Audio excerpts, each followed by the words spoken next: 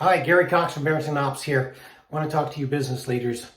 If you're currently measuring first pass yield and not roll throughput yield, then you're leaving money on the table. Allow me to explain why.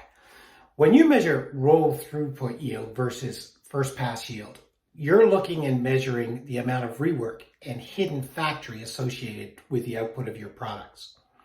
So in first pass yield, what happens is you measure how many orders or how many units you have come into a particular process, and then you look at how many units come out at this particular process. And obviously, you got 100 orders in, I got 100 orders going out. And of that, I look and see how many of those needed to be reworked. How many of those either went to the customer and came back or needed to be reworked before they went to the customer.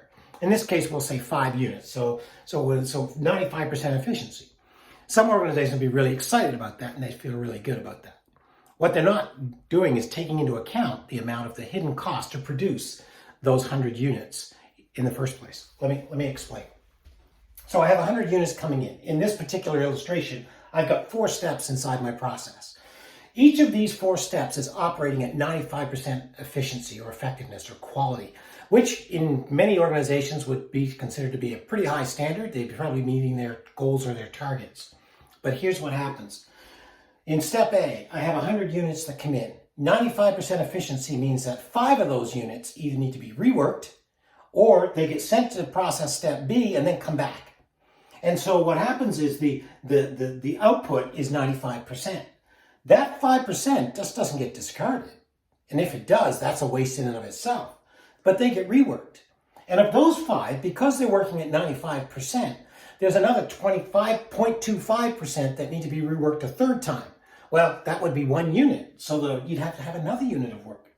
So to produce 100 defect-free units, I actually have to put in 106 units worth of effort. So in this 4-step process, here's how that works out. Step B can only be 95% of 95, so their output is 90.25. Step C can only be 95% of 90.25, so their output is 85.7. Their output can be only 95% of that 85%. So the final output, the ones that actually went through this process without having required any rework, was 81.4%. So if you were measuring your first pass yield, you'd be saying 95%, it'd be all celebrations. But if you're looking at the roll throughput yield, you're looking at 81.4%. Here's where the cost comes in. All these hidden costs to rework all of these units through your process turn out to be, in this 4-step process, 124 units of effort. So you're putting in 124 units of work and effort. You're paying your staff and you're using the inventory associated with 124 units and to produce 100 units. So in this case, that's a 24% defect, really, when you think about it. I've got 24%, I'm paying 24% more than I need to produce those 100 units. And so that's where your opportunity for improvement comes in.